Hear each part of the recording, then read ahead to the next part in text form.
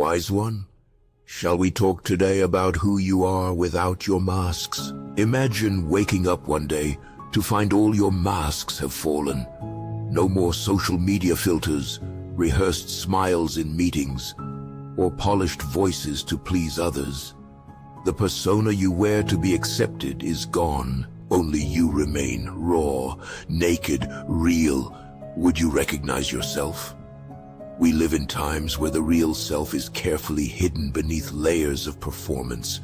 Humans are adaptable beings, perhaps we've always been. But never before has there been such pressure to be someone for everyone, constantly. Behind it all, a question haunts our sleepless nights. Who am I when no one is watching? The concept of wearing masks isn't new. In ancient times, Greeks used the term persona for theatrical masks, the face shown to the public, the role to be played. The word, not coincidentally, gave rise to personality. Canadian sociologist Irving Goffman explored this in his classic The Presentation of Self in Everyday Life. To him, social life is a stage, and we each play roles depending on context. In front of a boss, we act one way, with a close friend, another. Alone, perhaps differently still. According to Goffman, this isn't necessarily hypocrisy. It's adaptation. It's how we build identity and navigate complex social networks. Wearing masks, therefore, is not only inevitable, but essential for human coexistence. But to what extent does this adaptation bring us closer to others or distance us from ourselves?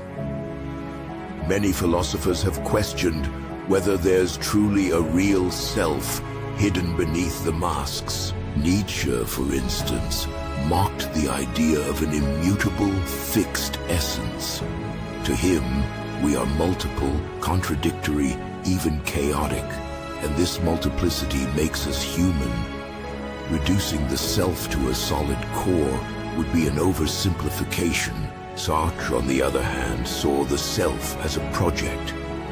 We are not what we are, but what we choose to be. We are condemned to freedom, he said, and this freedom compels us to create meaning, even in who we believe we are. In other words, there's no real self waiting to be discovered. There is a possible self waiting to be constructed.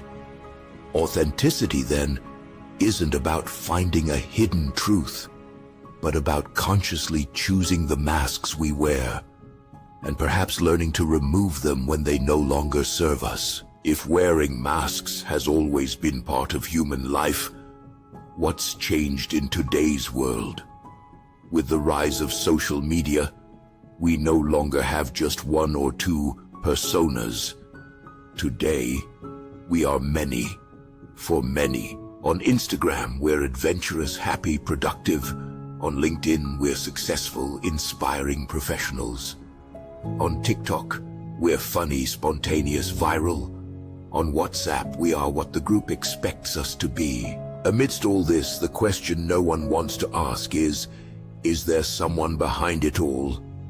Byung-Chul Han, a South Korean philosopher based in Germany, says we live in a society of transparency where everything must be visible, quantifiable, and performative.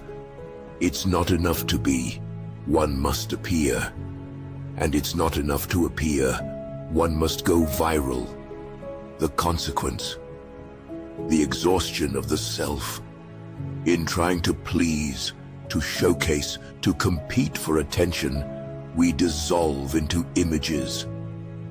Like Narcissus, we drown in the reflection of what we project. Removing the mask is painful because it means facing what's underneath, and often what's underneath is what we avoid feeling: emptiness, fear, inadequacy. The mask isn't just a way to show something, it's above all a way to hide. We hide our fragilities, insecurities, unresolved histories.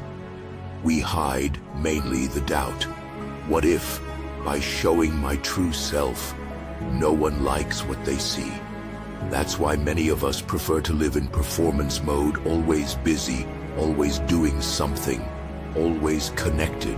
As Pascal said, all of humanity's problems stem from man's inability to sit quietly in a room alone. Silence is dangerous because it reveals, and what it reveals may force us to change.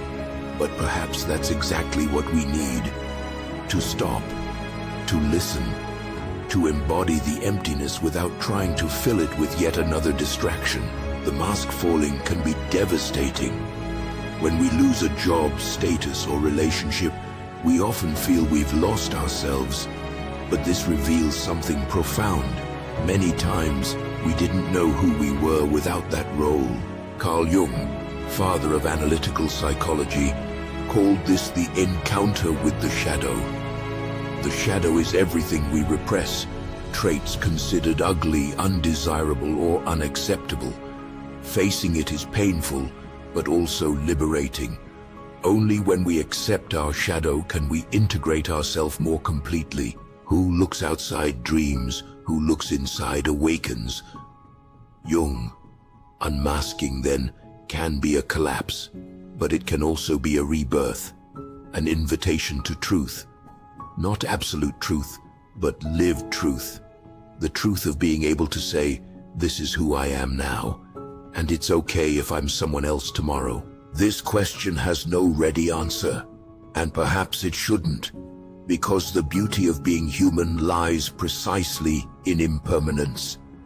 You're not a fixed mask, nor an immutable essence.